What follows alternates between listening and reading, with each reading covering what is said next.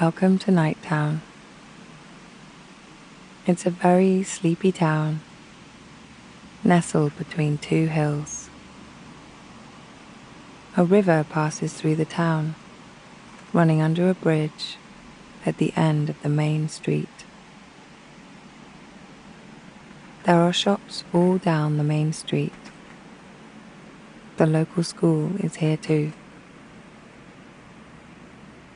Most of the townspeople live in small houses on the two streets which cross at the town center. It's never crowded, and there's plenty of parking. Not much happens here. It's a great place to get away from it all. It's also the perfect place for a night walk. The people are all sleeping.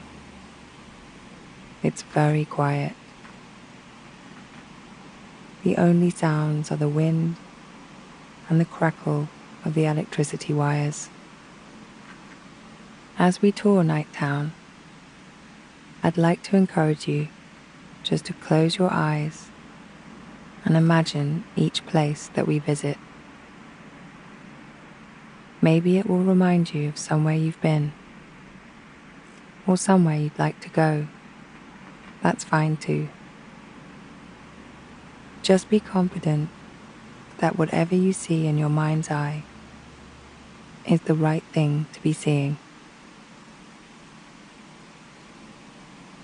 Before we set out, it's always nice to do a little wind down.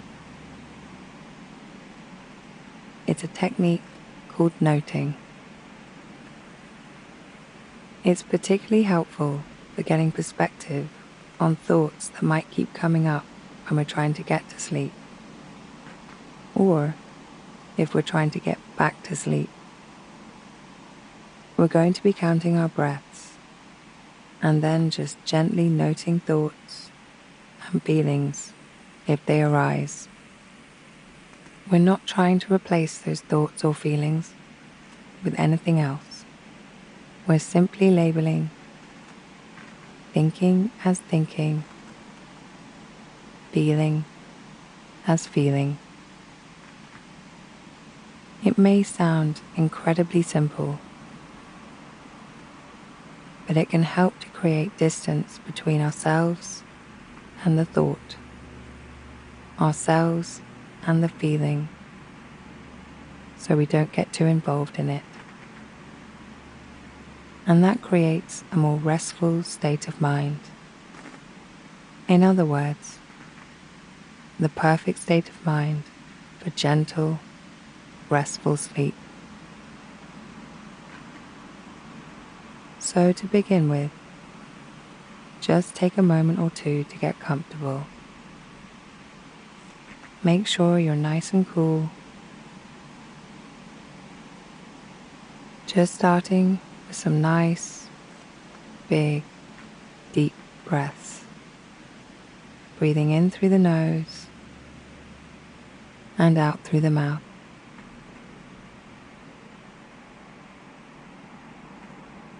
And with the next out breath, allow the breath to return to its natural rhythm, in and out through the nose.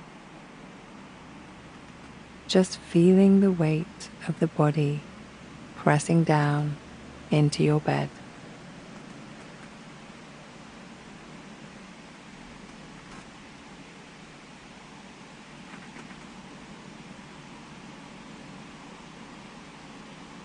And in your own time, starting to count the breaths as they pass. 1 with the rise, 2 with the fall, just up to a count of 10. When you get to 10, you can stop and start again at 1. And remember, anytime you get distracted, the moment you realize you're distracted by thought, simply note it, thinking, and return to the breath, or feeling, and return to the breath. That noting is very gentle, not harsh at all. Think of it like a feather, just gently touching the surface of a crystal glass.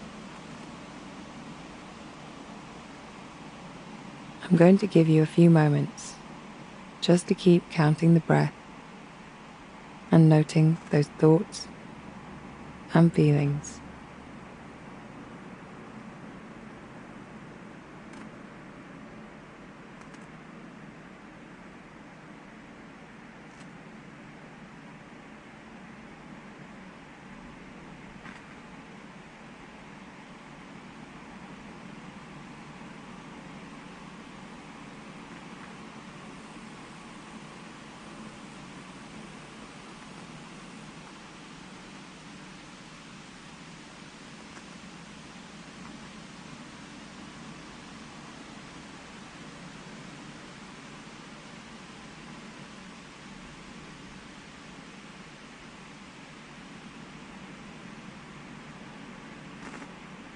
That's brilliant. Now you're nice and relaxed. Let's begin tonight's tour of this sleepy little town.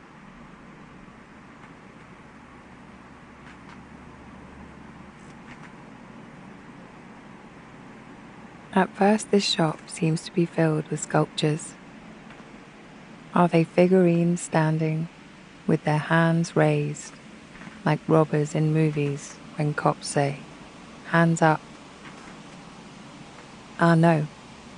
These are cactuses. Cacti, to use the proper word. For this is the town's chief supplier of succulents. The shop is called Norm's Cacti. Norman carries a wide variety of hardy desert plants. There are short, round drum cacti covered in long spines or a soft white fur. Long tall cacti with lots of tiny leaves called milk trees for their sap. There are skinny cacti, gnarly cacti, cacti with disc-like branches like mouse ears, and pink flowers. One or two really large Mexican cacti, saguaro, which are found in the quiet desert of the Sonora. Seated on his little stool behind the cash register, Norm radiates goodwill. As far as he's concerned, the cactus is the perfect plant. So much life, he says, for so little effort.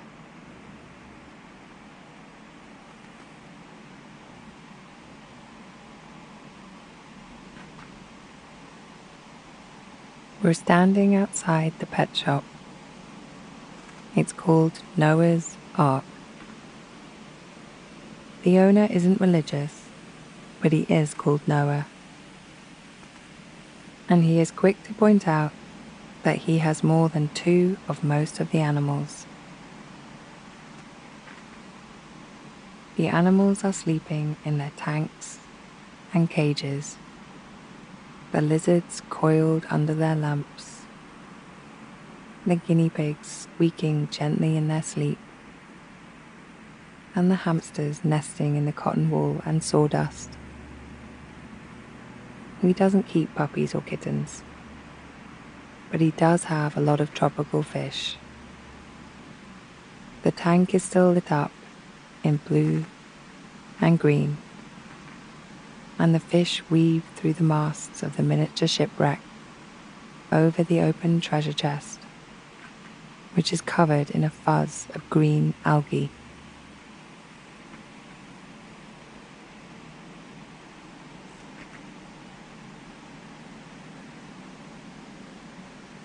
Here's Jane and Jill's hardware store. It's the place you come if you want nails or nuts I-beams, or drill bits. Jill and Jane have it all. It's one of those shops whose layout is only truly known to its owners. They don't have a computer system. They still keep track of their stock by hand, noting each sale in a large, red ledger on the counter. But if you want a box of 7mm round-headed screws, just ask Jane or Jill. It might take a stepladder or the long stick with the hook at the end of it, but they'll have it on the counter in 10 seconds flat. Even at night, the interior of the shop is fascinating to look at. The people in the town depend on them for everything. So as well as watering cans and shelf brackets, they stock light bulbs and garden bulbs,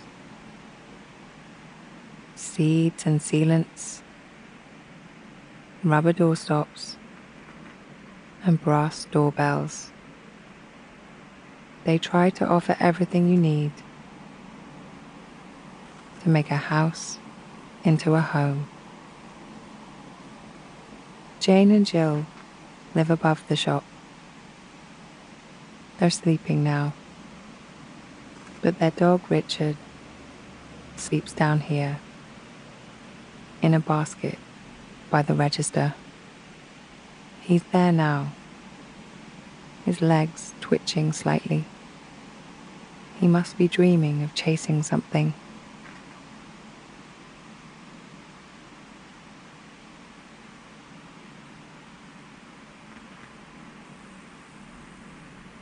This is the toy shop. It doesn't have a name, or rather, it doesn't have a particular name. The sign says, "The Toy Shop." Since there's only ever been one toy shop in Nighttown, it's never been a problem. The shelves are filled with toys arranged according to type, from puzzles to board games to plush toys and teddy bears. The owners, Eric and Kathy, have installed a toy train track which runs on a shelf around the walls of the shop. When they're here, it runs all day long, passing through a tunnel over the door and emerging on the other side by the boxes of Lego. The clicking of its wheels over the jointed track marks time in the toy shop. It's all very still now. The moonlight glints from the glittery pencil boxes, the rubber troll figurines which are piled in glass candy jars on the counter, and the multicolored bouncing balls, so bright, so bouncy, so hard to resist.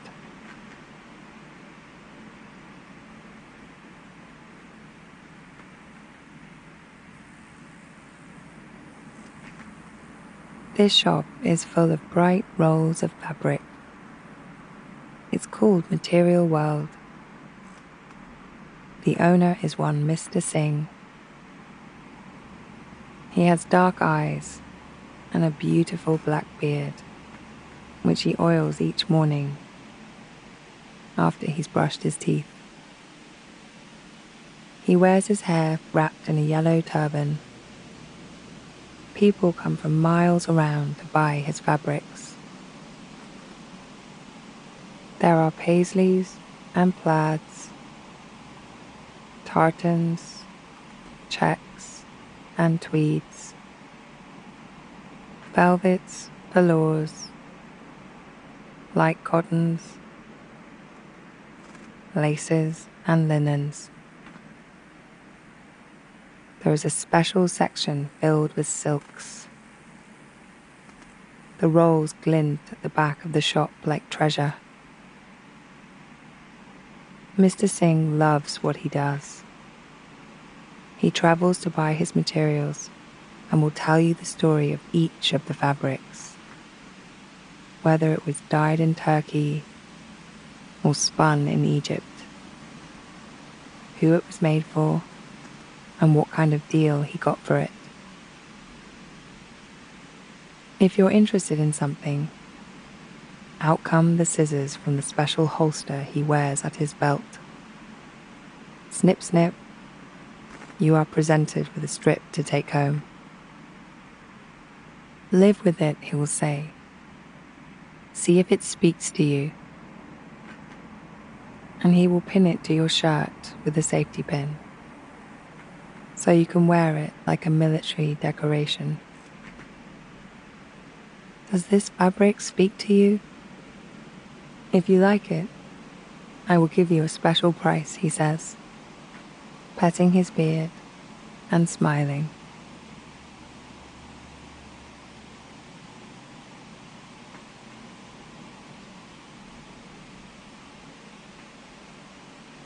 The town is quiet now.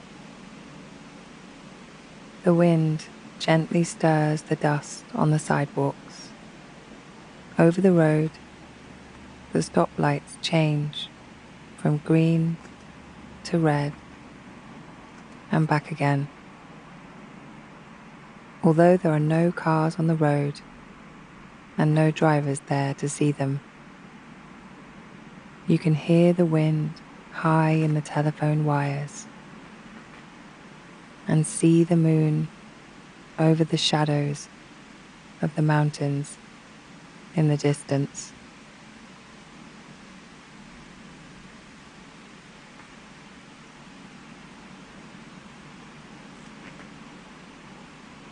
What's this curious establishment? In the front window, there's a special glassed-in area that contains 3 or 4 sleeping cats. 2 Siamese are curled up like croissants. One patched black cat stretched out on a carpeted shelf, its head on one side, in a posture that looks almost human. A ginger-striped cat lies with its head on its paws. Their fur rises and falls with the rhythm of their breath. This is a cat hotel. It's a place to bring your cat when you go away on vacation. In a way, it's also a vacation for your cat. It gets to spend time in a new place with new things to look at and sniff. There are plenty of toys here and volunteers who come to play with the cats throughout the day, and custom-built structures, multi-level platforms that a cat can lie on and command his territory. Your cat will return from its stay here well fed, well rested, and ready for a long, luxurious nap.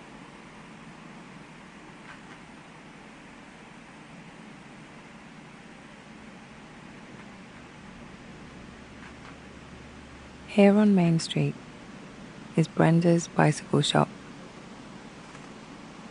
When we look in through the window, we can see the bikes that are set up in stands side by side. Brenda likes to keep things neat. Her shop is incredibly well organized. The bikes are arranged in color order, so as you look through the window down the row, their crossbars show a rainbow running from red to blue. There's enough room on the floor so that if you find a bike you like, she can wheel it out for you to sit on. And on the far wall, she's painted a huge picture of the view down the hill outside town. So you can grip the handlebars and imagine how it would feel to be up at the top, about to ride down. It's that feeling, she says, that sells bikes. She has a special section for children's bicycles. When children come in, Brenda treats them just the same as adults, asking them perhaps, what kind of bike did you have in mind? At the back of the shop is a small workshop where Brenda's friend Ben does all the bike repairs. His space is not quite as neat as the rest of Brenda's shop. She sometimes wishes Ben were a little tidier. Here and there on his workbench are bike parts, intricately shaped gears and wheels, brake calipers, spare handlebars hang on pegs like droopy chrome moustaches. Ben's tools are hung on a board at the back. Each tool has its silhouette drawn around it. He has inner tubes draped over a hook, a bunch of them, like fruit at a market. The shop is quiet and peaceful now. It will be silent until Brenda comes in at 8:30, puts on the radio, and then the coffee. Brenda likes to walk to work. It takes her about 20 minutes. It's nice, she says, not to think about bikes sometimes.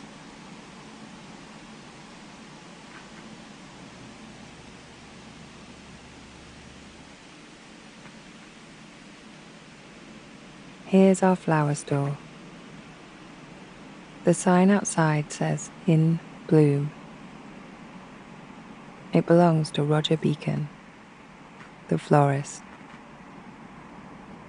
Roger used to be in a rock band, but at some point, out on the road, he woke up to find the tour bus had arrived in New Mexico. It was spring. When he stepped outside, all the desert flowers were in bloom, a carpet of color spreading as far as the eye could see. That's when he knew that the bass guitar wasn't really his calling after all. It was flowers. Since it's night time, the front window is empty, but you can see beyond that. Lit up in the fridge at the back are oriental lilies on long stems, their buds still closed. Also green thistles, which go by the name of Miss Wilmot's ghost. At the front is Roger's cash register and table where he cuts, wraps, and arranges the flowers. He always looks slightly regretful as he trims them. It's a shame, in a way, that they have to be cut. His arrangements are stylish and spare. He has an eye for surprising detail. A spray of fern or a cluster of berries. Whatever you do, he laughs, handing over the bouquet. Don't eat those. The only sound in the shop now is the ticking of the clock and the hum of the fridge.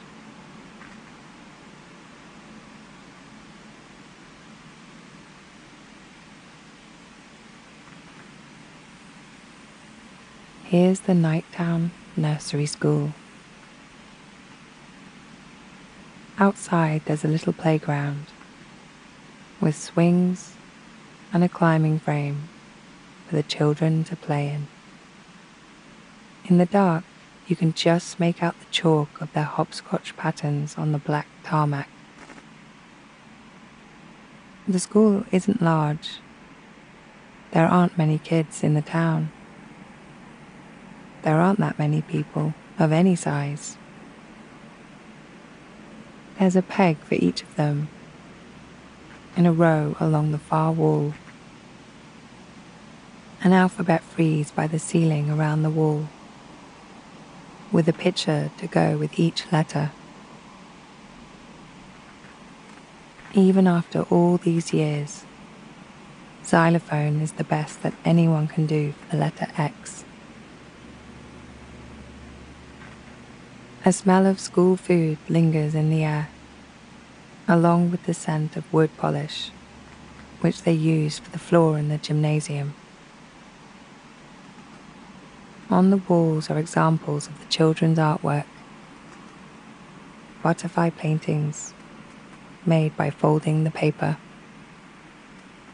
handprints marbled in yellow, purple, orange and white.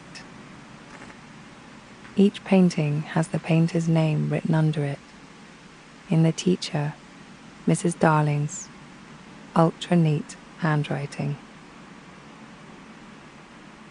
So many children have learned the alphabet here and how to add and subtract. How many songs have been sung at the piano, upright and slightly out of tune?